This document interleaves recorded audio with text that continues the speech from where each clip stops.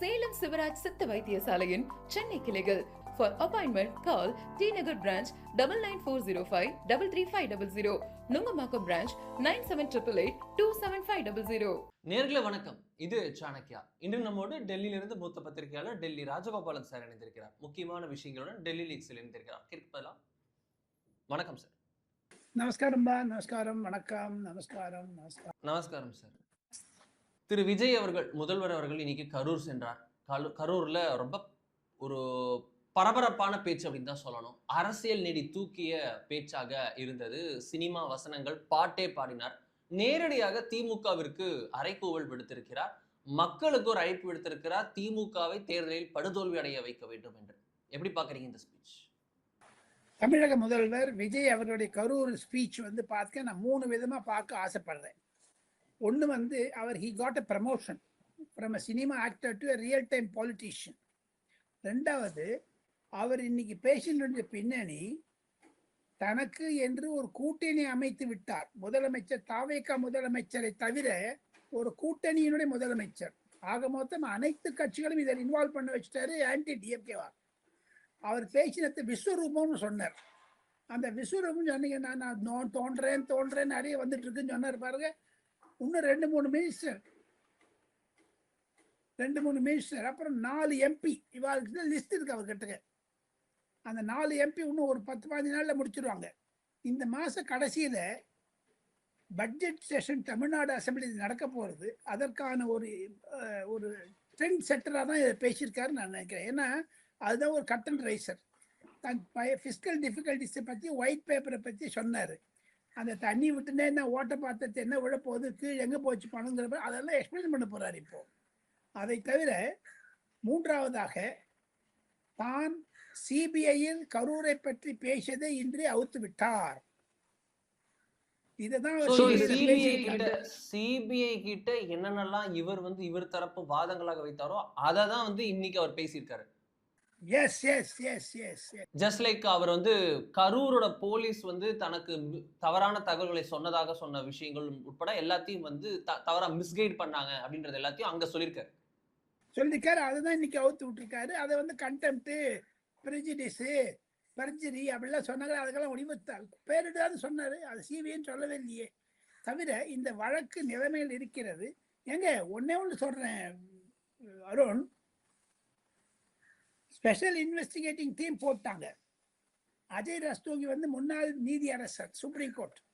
SID போட்டாங்க. 2 IPS officer Tamil தெரிஞ்ச north Indian கேடர் தமிழ் தெரிஞ்சவங்க. அவ்வளோ தூரம் பண்ணி 1400 பக்கம் சார்ஜ் ஷீட் தயார் பண்ணிட்டாங்க. இன்னும் வெளில விடாத இருக்காங்க. அதுதான் அழுத்தம். அந்த ஒரு கவலை தான் அவர் பேசியிருக்காரு. அதை சொல்லி விட்டார்.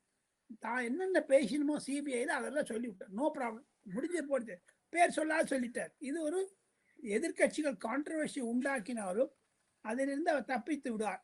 தவிர சட்டசபை கதவெல்லாம் மூட சொல்லுன்னு சொன்னார் பாருங்க. அது ஒரு பெரிய ஒரு டேர்னிங் பாயிண்ட். நீ வாக் அவுட் பண்ணதை நீ தப்புன்னு நினைச்சுப்பாங்க நிச்சயமா. ஏன்னா அடுத்த சட்டசபை எப்படி இருக்கோங்கிறத நம்ம யோசித்து பார்க்கலாம்பா.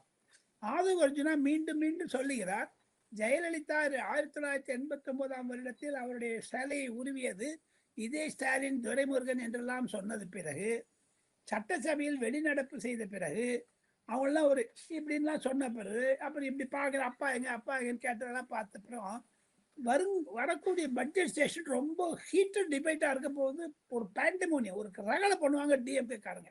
அதுக்கு தக்க பதில் கொடுப்பதற்கு தான் இன்னைக்கு தயார் பண்ணியிருக்காரு தன்னுடைய தமிழ் வெற்றி கழக எம்எல்ஏக்களை எல்லாம்.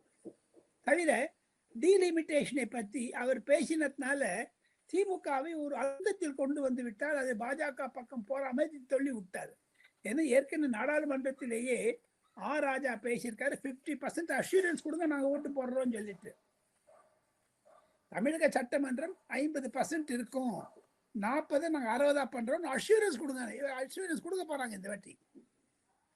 அப்போ தமிழ் வெற்றி கழகம் எம்பி கிடையாது, எம்எல்ஏக்கு தமிழ்நாடு அசம்பிளி 400 சீட் ஆக போது 2031.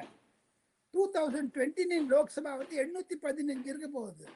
அது 65 வந்ததுன்னா 60 வந்ததுன்னா தமிழ் வெற்றி கழகத்துக்கு தான் லாபம் வருது. ஏன்னா அதிக எம்பிக்கள் அவர் தான் பெறுவாங்க. இப்ப இருக்கிற நிலைமையில பாத்தீங்கன்னா இதே அசம்பிளி ட்ரெண்ட் பண்ணீங்கன்னா இதெல்லாம் தான் ஒரு சிறுதா பேசிக்குது. முக்கியமான டெல்லி லீக்ஸ் என்னன்னு கேட்டீங்கன்னா, எங்கிட்ட 2 சீனியர் காங்கிரஸ் தலைவர்கள் என்னிடம் பேசினார்கள், பாஜக தலைவரும் பேசினார்கள். திருமாவளவன் ஏன் இப்படி ஒரு குழப்பத்தை உண்டாக்கிறார், அவர் என்ன மீண்டும் திமுகவுக்கு போயிடுவாரா, இல்ல அவர் துணை முதலமைச்சர் பதவிக்காக பண்றாரா, இல்ல எந்த அழுத்தம்? நான் பதில் சொன்னேன், இது வாக்காளர் இது வந்து திருமாவளவனோட டாபிக் நேஷனல் லெவல்ல எதிரொலிச்சிருக்கு. நேஷனல் லெவல்ல இருக்கக்கூடிய எம்பி சீனியர் லீடர்ஸ் பேச ஆரம்பிச்சிருக்காங்களா? எங்கிட்ட கேட்டாங்க.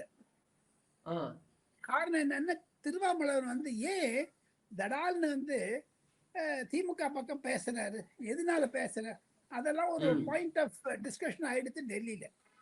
அந்த ஒரு திமுக பத்தி காங்கிரஸ் மூத்த தலைவர் என்னிடம் தமிழிலே கேட்டார். அவர் என்ன பதில், தமிழே பதில் சொன்ன என்ன என்று கேட்டார், திருமாவளவன் கண்டு ஒரு தமிழ் வெற்றி கழகத்துடன் தான் இருப்பார், வெளியில போமாட்டார், இருக்கிற நிலவி விளக்கினார். ஆனாலும் எப்படி மாயாவதி உத்தரப்பிரதேசத்தில் தலித் வாக்குகள் இழந்து தோத்து போனாரோ அதே மாதிரி தமிழ் வெற்றி கழகத்திடம் இருந்து பல வாக்குகளை விசிகா விட்டு விட்டு விசிகா வாக்குகளை டிவிக்கு பெற்றது. தவிர அன்புமணி ராமதாஸ் இன்னும் இப்படி காது கழிக்கிற மாதிரி பேசுறாங்க. புஷி ஆனந்த் அந்த சௌமியான அன்புமணியை பார்த்த உடனே பயப்படுறாங்க. இதுதான் ஒரு பிரச்சனையாக இருக்கிறது என்று நான் சொன்னேன். அதற்கு அவர் பதில் சொன்னது, அவர்களுக்கு கிடைக்கக்கூடிய விஷயம், காங்கிரஸ் தலைவர் என்னிடம் தமிழில் சொன்னது, அவர்களுக்கு கிடைக்கிற விஷயம் என்னன்னு கேட்டால், இன்னைக்கு மாணிக் தாக்கூர் வந்து அவர் போய் சமாதானப்படுத்த போயிருக்காரு அவர் வீட்டுக்கு டெல்லியில, சாரி சென்னையில. அதை டெல்லியில் பேசுகிறார்கள். காங்கிரஸ் தலைவர் சொல்லித்தான் மாணிக் தாக்கூர் திருமாவளவனை பார்த்து இந்த அரசாங்கத்தை ஒன்றும் சொல்லாதேன்னு மல்லிகார்ஜுன் கார்கே சொன்னது he has replied. இதுதாங்க டெல்லியில லீக்ஸ் தான். டெல்லியில் பரபரப்பா தமிழ்நாடு விஷயத்தை பத்தி பேசுறாங்க. அதை தவிர செல்வ பெருந்தகை அறந்த டெல்லி லீக்ஸ். 3வது, செல்வ பெருந்தகை ஒருவேளை தனி கட்சி ஆரம்பிச்சு திமுகவுக்கு சப்போர்ட்டா இருப்பாரா, இல்ல திமுக சேர்ந்துருவாரா தெரியாது. இனிமேல் காங்கிரஸ் நீடிப்பார் என்பது கடினம் தான். சோ அந்த இடத்துல அவருக்கான ஸ்பேஸ் முடிஞ்சுதா? ஏன்னா அவருக்கு இன்னும் சில விஷயங்கள் இருக்கு. திரு கார்கே அவருடைய ஒரு ஆசீர்வாதம் ஆதரவு அவருக்கு இருக்கு அப்படின்னு சொல்லப்பட்டது. அவர் தன்னுடைய குழப்பங்களை வெளியேப்படுத்த இருக்கிறார் கூடிய விரைவில். அது எந்த ரீதியில போகுமா தெரியாது. ஒருவேளை தமிழ் வெற்றி கழகத்திற்கு ஆதரவாக போனாலும், தனி கட்சி ஆரம்பித்தாலும், இல்ல திமுக சைட்ல தான் இருப்பாரு அவர். He won't leave DMK. அது செல்வ பெருந்தகை ஒரு பெரிய கொஸ்டின் மார்க் ஆயிடுச்சு டெல்லியில. So Selva Perunthagai as well as Thirumavalavan 2 பேரும் ஹெட்லைன்ஸ் ஆயிருக்காங்கன்றீங்க.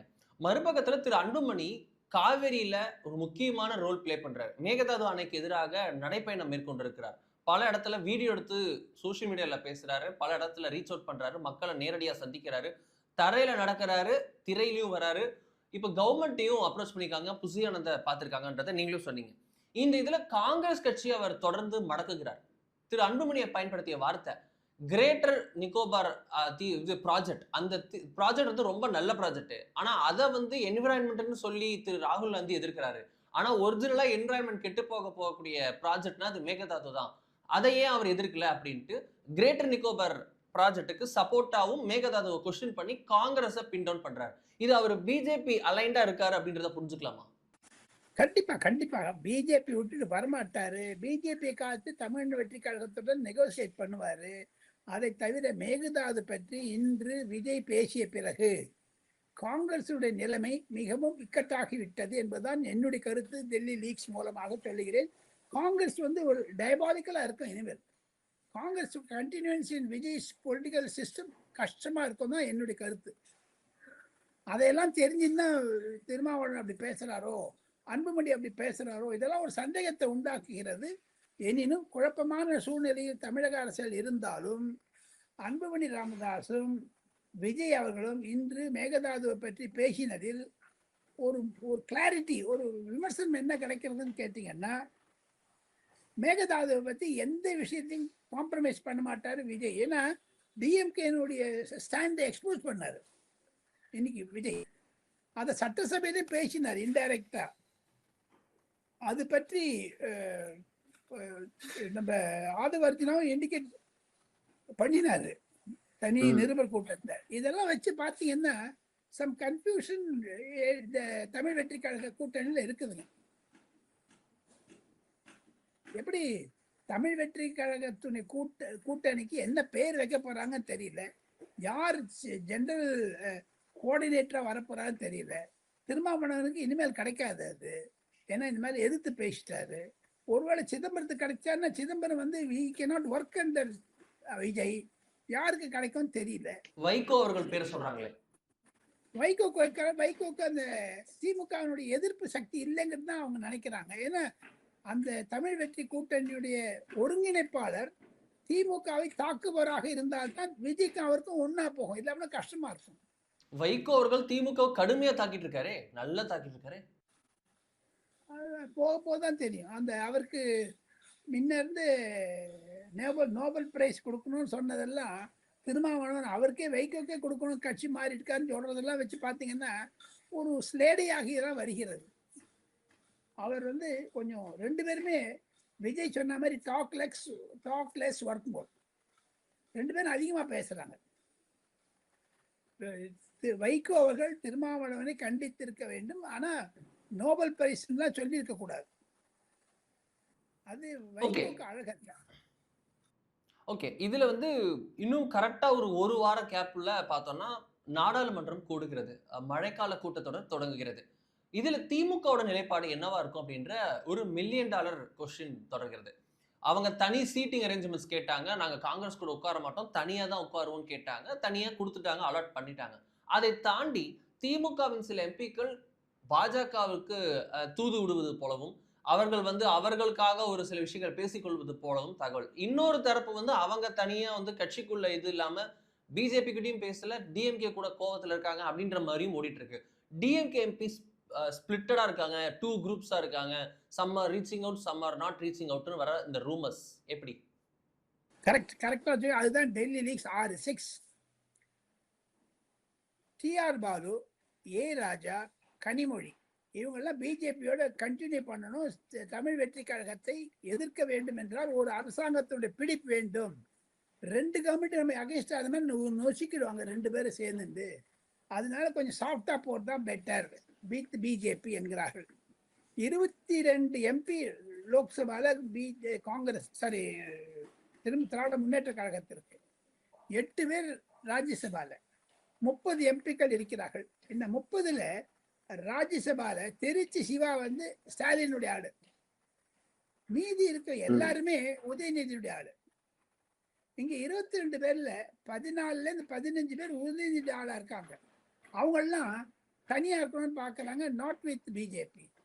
அங்க ஒரு 7 பேர் வெளில இருக்காங்க. இந்த ஒரு குழப்பம் தான் இருக்குது. அதை ஒரு மத்திய அமைச்சரிடம் ஒரு திமுக எம்பி பேசியிருக்கிறார். அடுத்த செக்ஷன்ல இருக்கக்கூடிய திமுக எம்பி பேசிட்டு இருக்காங்க. ஆக மொத்தம் உள்ள சர்னிங் ப்ராசஸ் நடக்குதுங்க. திமுக வந்து நான் சொன்ன மாதிரி இந்த டீலிமிட்டேஷன், விமன்ஸ் பில் எல்லாம் ஒன்றும் வாக் அவுட் பண்ணணும். லோக்சபாலேருந்து ஆதரித்து ஓட்டு போட முடியாது. அப்படி ஓட்டு போட தர்ம சங்கடம் வந்ததுன்னா ராகுல் காந்தி ஏக்காலம் செய்வார். தமிழகத்தில் ராகுல் காந்தி வரும்போது இது ஒரு பேச்சு பொருளாகும். ஒரு டோட்டலாக பார்த்தீங்கன்னா டிஎம்கே ஒரு கன்ஃபியூஷன் தான் இருக்குது. ஆனால் இன்னைக்கு விஜய் பேசின அப்புறம் அருண், திமுக உடையதை நான் எதிர்பார்க்கிறேன் அருண். கண்டிப்பாக ஒரு பெரிய விஸ்வரூபம் எடுக்க போகுதுப்பாங்க, சொல்லிட்டார் இன்னைக்கு விஜய். திமுக உடைவதை விஜய் ஆர்கெஸ்ட்ரேட் பண்ண போறாரா? பண்ணிட்டாரு. விஸ்வரூபம் எடுக்குதுன்னு சொல்றாரு, ஓடிட்டான்னு சொல்றது, குடு குடு குடு குடு குடு ஓடு ஓடு ஓடு ஓடு ஓடு எல்லாம் நடிச்சு காமிக்கிறாரு. நீங்க சட்டசபையில 4 கதவை சாத்த போறேன்னு சொன்ன உடனே திமுக கொஞ்சம் பயப்படுவாங்க சார். அதை தவிர டெல்லியில் என்ன எதிர்பார்க்கிறாங்களோ திமுக எம்பிக்கள் தெரியல. திமுக எம்எல்ஏக்கள் என்ன பண்ண போறாங்க இனிமேல் தான் பார்க்கணும் நீங்க. ஏன்னா அவர் கான்சென்ட்ரேட் பண்ணது கரூர் கம்பெனிக்காரன் சொல்றாரு. ஒன்னே ஒரு ரகசியத்தை நான் சொல்றேன் அருண். 2 திராவிட முன்னேற்ற கழக எம்பிக்கள் ஒரு மத்திய பெண் அமைச்சரிடம் கூறியது என்ன என்று கேட்டால், அதிமுகவாக இருக்கட்டும் திமுகவாக இருக்கட்டும் இந்த சாராய சாலைகளை எல்லாம் சாராய தொழிற்சாலைகள் எல்லாம் இவர் தனியார் மயமாக்கப்பட்டால் திமுகவுக்கும் அடிபடும் அதிமுகவுக்கும் அடிபடும் என்று சொல்லுகிறார். அதுல கனிமொழிக்கும் ஒரு பர்சன்டேஜ், டிஆர் பாலுக்கு அந்த கிங் கெமிக்கல்ஸ் ஒரு பர்சன்டேஜ், ஜெகத் ரக்ஷகனுக்கு அடி, இதெல்லாம் ஒரு அடி வந்ததுன்னா அங்க எப்படி ஜனநாயகன் படம் 24ஆம் தேதி ரிலீஸ் ஆக போது விட்டுருங்க, பொருளாதார ரீதியில் விஜய் அவர்களுக்கு துன்பம் இழைக்க வேண்டும் என்று ஜனநாயகன் படத்தை ஒதுக்கி தள்ளி போட்டார்களோ அதே மாதிரி பழிக்கு பழி வாங்குவார் விஜய். எப்படி என் மடியில கை வச்சா உன் மடியில நான் கை வைக்க பாருடான்னு இந்த சாராய சாலைகள் இருக்கு பாருங்க, டிஸ்டில் வாங்குறாங்க பாருங்க, அதுல டிஆர் பாலு கம்பெனி தான் மேஜர். அதை தவிர இன்னொரு கனிமொழி அது பர்சன்டேஜ் இருக்குது, இன்னொரு கம்பெனி இல்லை. சசிகலாவுக்கும் இருக்கு, ஏடிஎம்கே எம்எல்ஏஸுக்கும் இருக்கு. அதெல்லாம் ஒரு புயிஞ்சாருன்னா தீய சக்திகள் தீஞ்ச சக்திகள் ரெண்டுமே இல்லாதாயிடும். அதை தான் கை வைக்கிறார் ஒன்று. அதை தவிர இன்னைக்கு விஜயனுடைய பேச்சு மூலமாக எல்என்டி மேலேருந்து பல ஆயிரக்கணக்கான கோடி ரூபா போடுறாங்க, 13,000 crore எக்ஸெட்ரா, 2000 பேருக்கு வேலை கிடைக்கும் சொன்னாரு. அதை அவர் எலாபரேட் பண்ணாத விட்டுட்டாரு. எலாபரேட் பண்ணித்தான்னு வச்சுங்க, திமுகவிற்கு ஒரு பெரிய மாபெரிய மிடியாக இருக்கும். இன்னைக்கு விஜயனுடைய ஸ்பீச் எல்லாம் சம்மரைஸ் பண்ணீங்கன்னா, திருப்பி நான் சொல்றேன், ரிப்பீட் பண்றேன், விஜய் அவர்கள் நடிகரிலிருந்து முதலமைச்சர் ஆக்கிவிட்டார், அரசியல்வாதி ஆக்கிவிட்டார், பிடிப்பு வந்து விட்டது, அவர் மூஞ்சில கலை மாறிடுச்சு, அவர் கொஞ்சம் ஃபேஷியல் ரெட் கலர் வர ஆரம்பிச்சுட்டு பாருங்க. பவருடைய இம்பார்ட்டன்ஸ் அதை நீங்க நோட் பண்ணணும். நீங்க அதுல இருந்த மாதிரி எப்பவும் இல்லாத இந்த வாட்டி பெண் வாக்காளர்கள் அவ்வளவு நெருக்கமாக இருக்கிறார்கள். அவர் பேசும்போதெல்லாம் எல்லா பெண்மணி தான் இப்படி இப்படி காமிச்சாங்க. அது எனக்கு கை சைன் வரல, எப்படி வருதுன்னு தெரியல. அது ஐ லவ் யூன்னு காமிக்கிறான் பாருங்க. அது ஒரு பெரிய மாற்றத்தை நான் பார்க்கிறேன். இது விஜய் இனிமேல் ஒரு 10 வருஷத்துக்கு அசைக்க முடியாது. அருண், நீங்க என்னதான் சொல்லுங்க, என்ன திட்டினாலும் திட்டுங்க. நம்ம ஒரு இடதுசாரி வலதுசாரி அதெல்லாம் விட்டுருங்க. தமிழகத்தில் ஒரு புது முயற்சியை கொண்டு வந்தார் விஜய். இனி அவர் பழைய முயற்சிக்கு போவது கடினம். இது உதயநிதிக்கு ஒரு மாபெரும் சங்கடமாக இருக்கும், தர்ம சங்கடமாக இருக்கும். அதிமுக என்பது புது ரத்தம் வந்ததுன்னா அது ஒரு ஃபைட் பண்ணலாம், இல்லைன்னா அது முடியாது. ஓகே, இந்த இதுல டெல்லியில பார்லிமெண்ட் கூடுகிறது. பார்லிமெண்ட்ல என்னென்ன பில்ஸ் எதிர்பார்க்கலாம் நம்ம அடுத்த வாரம் திரும்பி பேச போறோம். இருந்தாலும் இப்போ பிரதமர் தனது இந்தோனேஷியா, ஆஸ்திரேலியா, நியூசிலாந்து பயணத்தை முடித்து டெல்லி திரும்புகிறார். இதற்கு முன்னதாக திடீர்னு பார்த்தோம்னா ஜம்மு பயணத்தில் இருந்த திரு நிதின் நபீன், பாஜகவுடைய தேசிய தலைவர், some official works related to party affairs அப்படின்ற ஒரு வரை மட்டும் வைரலானதுன்றதை பார்த்தோம். இந்த காரணத்திற்காக கட்சி சார்ந்த ரொம்ப அதிமுக்கிய வேலைக்காக டெல்லிக்கு திரும்பி இருக்கிறார். அந்த பயணத்தை கட் ஷார்ட் பண்ணி திரும்பினது எதற்கு? ஏதாவது திருப்பி கேபினட் ஷஃபில் பத்தின ரூமர்ஸ் வருகிறதா? ரெண்டு கேள்வி கேட்டீங்க. ஒரு கேள்வி, நிதின் நபீன் வந்தது பீகாரில் அவர் வெக்கேட் பண்ண அசம்பிளி சீட்டுக்கு ஒரு கேண்டிடேட்டை போடணும். அந்த இடத்துல பிரசாந்த் கிஷோர் கண்டெஸ்ட் பண்றாரு. அது ஒரு மாபெரும் இன்னல் ஆகும். அது பாஜக கண்டிப்பாக ஜெயித்து விடும். ஏன்னா இவர் 5 தடவை எம்எல்ஏவா இருந்திருக்காரு, 2 தடவை மந்திரியா இருந்திருக்காரு. இருப்பினும் ஒரு சான்ஸ் விடக்கூடாதுன்னா அதுக்காக தான் திருப்பி வந்தார். ஒண்ணு. ரெண்டாவது, சுவேந்து அதிகாரி என்று சொல்லக்கூடிய திரிணாமுல் காங்கிரசுடைய மூத்த தலைவர் பாஜகவில் சேருவதாக இருந்தார். அமித்ஷாவுடன் ஆதரவு ஆணையின் பெயரில் அவர் எதுக்கு சேர வேண்டும் என்று நினைத்ததனால் கட் ஷார்ட் பண்ணு வந்தாங்க. ஏன்னா நேத்திக்கு last date for nomination filing for Rajya Sabha. Even Suvendu அதிகாரியா? ஆமா, அவர் பிஜேபியில் சேர்ந்துட்டாரு. அவருக்கு ராஜ்யசபா சீட் கொடுத்துட்டாங்க இன்னைக்கு. அது கையெழுத்து போட வேண்டியது நம்ம மிஸ்டர் நிதின் நபீன் தான். அந்த ஏ ஃபார்ம் அது மாதிரி அதாவது பேலட் இல்லையே தவிர சர்க்காருக்கு எழுதி கொடுக்க வேண்டிய பார்ட்டி பிரசிடென்ட், ஜெனரல் செக்ரட்டரி கொடுக்கலாம். ஆனா அவர் எதுக்கு ஜாயின் பண்ணோன்னு இருந்தாங்க, பண்ணிட்டாங்க. அதுக்காக தான் வந்தாரு. கேபினெட் ரீஷஃபில் எல்லாம் ரெடி பண்ணி டைப் படிச்சு ரெடியா இருக்குது. பிரைம் மினிஸ்டர் ரைட் அப்படின்னு கொடுத்துருவாங்க. அதோட சரி, எல்லாம் செட்டில்டு. இது நடுவுல பூபேந்தர் யாதவ் ராஜினாமா செய்வாரா என்றெல்லாம் ஒரு கேள்விக்குறி வந்தது. தமிழகத்தை பொறுத்த மட்டில் என்வைரன்மெண்ட் மினிஸ்ட்ரி, சுற்றுச்சூழல், அந்த என்வைரன்மெண்ட் மினிஸ்ட்ரியில 4 பிரைவேட் செக்ரட்டரி தேவேந்திர நம்ம பூபேந்தர் யாதவுடைய அமைச்சரவையில் இருக்கக்கூடிய ஒரு ஐஏஎஸ் ஆஃபீஸர், 2 அடிஷனல் பிரைவேட் செக்ரட்டரிலாம் எடுத்துட்டாங்க பிரைம் மினிஸ்டர் ஆஃபீஸ்லேருந்து. அது ஒரு ஊழலாக பூதம் எடுத்து இருக்கிறது என்று வர்ணனை செய்யப்பட்டாலும் பூபேந்தர் யாதவ் அமித்ஷாவிற்கு மிக மிக நெருக்கமானவர். அவரால் தான் மேற்கு வங்காளமும் பீகாரும் ஜெயிக்கப்பட்டது. அவர் ஒரு ராஜஸ்தான்காரர். அவர் ஹரியானாவுக்காரர் ராஜஸ்தான்ல தேர்ந்தெடுக்கப்பட்டாலும் அவரே ராஜஸ்தான் முதலமைச்சராக்க வேண்டும் என்றெல்லாம் ஒரு டிமாண்ட் இருந்த பொழுது அந்த பின்னணியில் ஏதோ கட்சிக்காரர்களோ அதிகாரிகளோ இந்த சதியை செய்து அவருடைய பிரைவேட் செக்ரட்டரி ஏதோ ஒரு ஆரவெள்ளி என்று சொல்லக்கூடிய டெல்லியில ஒரு சொதங்க இருக்கிறதுக்கு அன்னசரி பர்மிஷன் கொடுத்துட்டாங்க. பல ஆயிரக்கணக்கான கோடிகள் அது கைமாறியது என்றெல்லாம் புகார் வந்தவுடன் பிரைம் மினிஸ்டர் அந்த பிஎஸ் எல்லாம் எடுத்துட்டாரு. அவர் செல்ஃப் ரெஸ்பெக்டுக்காக நான் ராஜினாமா செய்கிறேன் என்று கடிதம் போட்டிருக்கார் என்றெல்லாம் டெல்லி செய்திகள் உலாவுகிறது. அதுதான் டெல்லி லீக்ஸ். அதை பற்றியெல்லாம் பேசி முடித்தாலும் கூட தேர்தலுக்கு முன், அதாவது பாராளுமன்றத்துக்கு முன்னதாக கேபினட் எக்ஸ்பான்ஷன் ஆகும்னு சொன்னாங்க. அது ஆக போவதில்லை. செப்டம்பர் அக்டோபருக்கு தள்ளி போடப்பட்டதாகத்தான் நான் கேள்விப்படுகிறேன். நீங்க 3வது கேள்வி கேட்டீங்க, heavy agenda for parliament monsoon Arun. ஒன்று கான்ஸ்டியூஷன் 130வது amendment bill for this delimitation. அதை தவிர நிர்மலா சீதாராமன் வரக்கூடிய செபி, அதாவது செக்யூரிட்டிஸ் மார்க்கெட்ஸ் கோட் பில்னு ஒன்று இருக்குது. எப்படி அது இன்சால்வன்சி பேங்க்ரப்சி கோடுன்னு ஒன்று பண்ணாங்களோ அது மாதிரி பெரிய மாபெரும் சீர்திருத்தத்தை நரேந்திர மோடி கொண்டு வந்திருக்கிறார். ஸ்டாக் எக்ஸ்சேஞ்சை பொறுத்த மட்டும் செக்யூரிட்டிஸ் ஆஃப் மார்க்கெட்டிங் கோட் என்று மிக மிக முக்கியமானது அது. அதை தவிர கார்பரேட் ரா அமெண்ட்மெண்ட் பில், நிச்சயமா நான் சொல்றேன், நரேந்திர மோடி நிர்மலா சீதாராமன் மூலமாக பல பல சீர்திருத்தங்களை கொண்டு வந்தார்.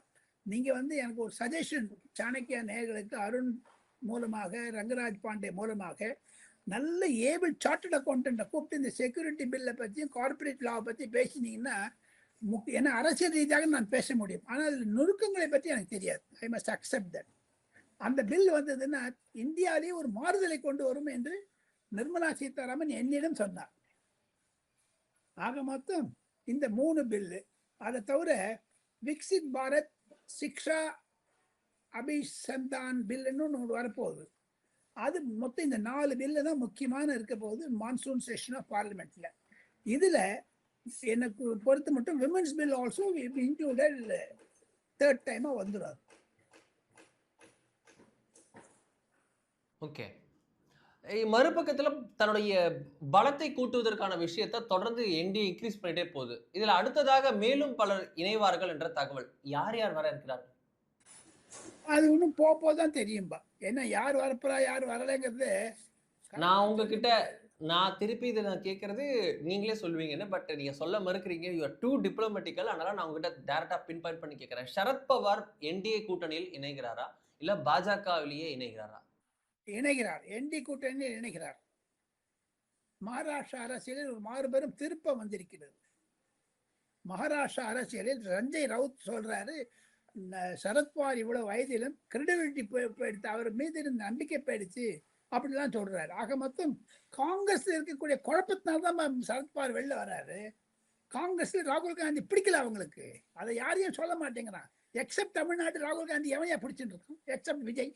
இந்த கேப்டன் ஆக்டர் விஜய்க்கு சொல்லணுங்க. அத்த ராகுல் காந்தி செல்லா காசு நார்த் இந்தியால. சரத்பவார் வெளில போறாரு. ஓமர் அப்துல்லா சொல்றாரு விட்டா சனியும் போச்சு விட்டுணுங்கிறாங்க. தேஜஸ்வி யாதவ் சொல்றாரு என்ன தலை அடிச்சுக்கிறாரு. ஸ்டாலின் புழிஞ்சு விட்டாரு. தனியா உட்காந்துக்கிறேன், கிட்ட போக கூடாதுங்க.